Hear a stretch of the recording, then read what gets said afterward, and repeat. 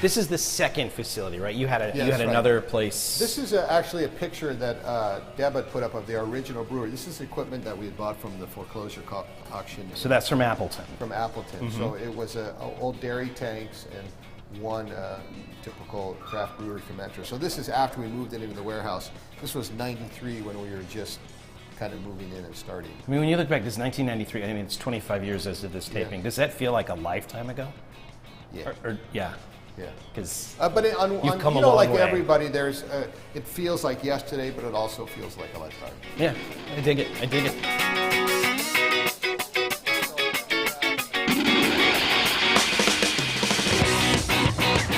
On this episode of Brewed, we'll take a visit behind the scenes here at New Glarus and get to meet their brewmaster, Dan Carey. That's all coming up on this episode of Brewed. So this brewery, this is what we call our Hilltop Brewery. It was commissioned in 2007, so it's 10 years old. Okay. And we built this. We actually built this brewery in less than a year, and it's it's 300,000 barrel brewery. So we moved pretty fast. But this looks more like a science lab than a Yeah, brewery. it is. This is a quality control lab. That is a microbiology lab, which is the most important in a brewery, and then this is chemistry lab or quality control laboratory. So what sort of things are they doing in those laboratories? Well, behind us is our sensory laboratory. Right. That's where we do tasting. So we have taste panel. We have 2 taste panels. How do you get that gig?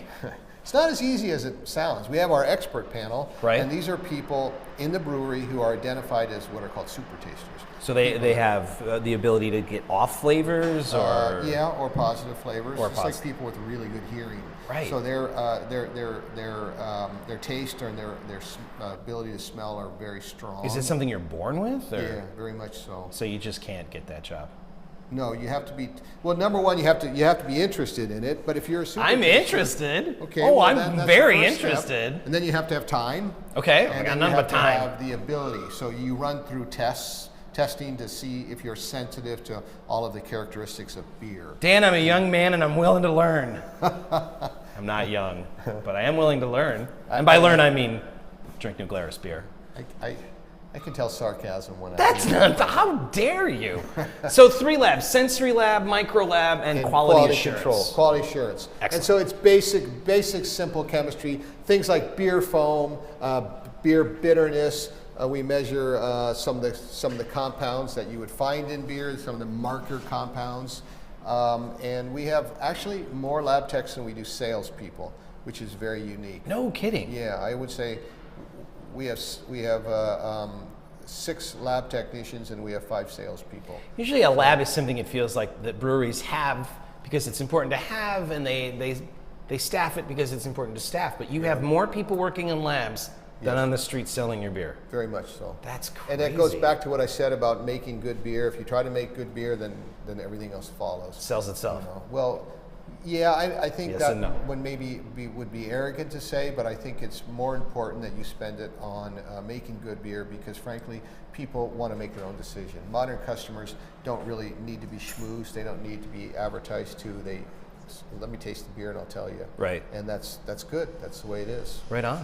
So. Working in a brewery seems like a lot of fun, but and it's just like any other job where it can be a drag. That's why the point you keep trying to make is that it's important to take care of people on the team so that everyone feels like they're contributing to a common goal and it's not punch in and punch out.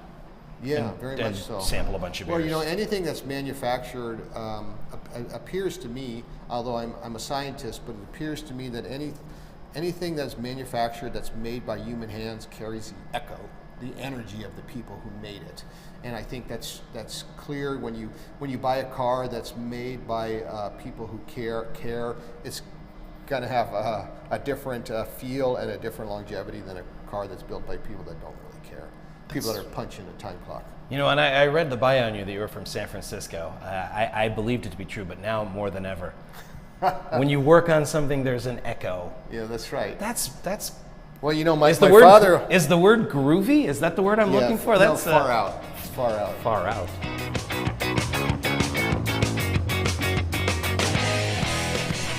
All right. What is this? You're the one with the German language skills. What is Grützi? What is that? Grützi? I'm not saying that right. No, you got it right. Grützi. Grützi. What is Grützi? Grütze is a Swiss dialect. Okay. And in Bavaria they'd say Grüß Gott. Okay. Which basically is like, it means hello, Grütze, but it really means God's blessing or God's praise. Oh, right on. Yeah. Hey, I'm glad you mentioned Bavaria, because when you're here in New Glarus, this facility has this old world Bavarian feel. How important was that to make it kind of look like over here? I would say that our tendencies are less microbrewery and more European brewery. So my education, my internship, my tendency is more towards the idea of a European brewery. And so we've tried to build our business, and now we're employee owned, so that we'll be here for 300 years. So we're less interested in the next quarter, we're less interested in what's the cool beer for next year. We're more interested in how do we build a brewery that will last for 300 years.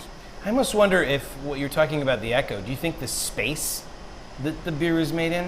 I mean, not to get too hippy dippy, but I mean, it looks like, I mean, it looks amazing. Like, as we're coming around the corner, I thought this is like Disney World for people all over the age of 21.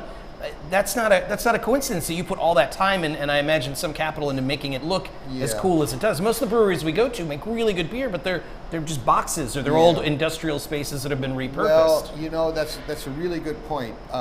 Fritz Maytag, a really smart guy who started Anchor Steam Brewery, basically said, I want to believe that beer has to be made in a good place or a beautiful place, and I don't want to find out that that's not true. And so for me, I'm sort of a philosophical guy. I think that it's engineering that got us to the moon. Right. But it's the photographs of the moon and the photographs of the Earth, the art, that make the journey worth taking. So my point is that art and science are two sides of a coin. Right. You should have one, and you should have one with the other. We talk about this a lot on the show, how beer is really the intersection of art and science. Very much so. I mean, that's where the two come together. 100%. Right. 100%. And I think that's why people have such a visceral response to it. Well, I think you got it covered here. I think you know what you're doing here. And that's more of, again, the European tradition, to sell around the smokestack. Well, if it's all the same to you, I'm going to be bringing a couple 12ers home to Iowa. You're a good man. That's okay. That's our export.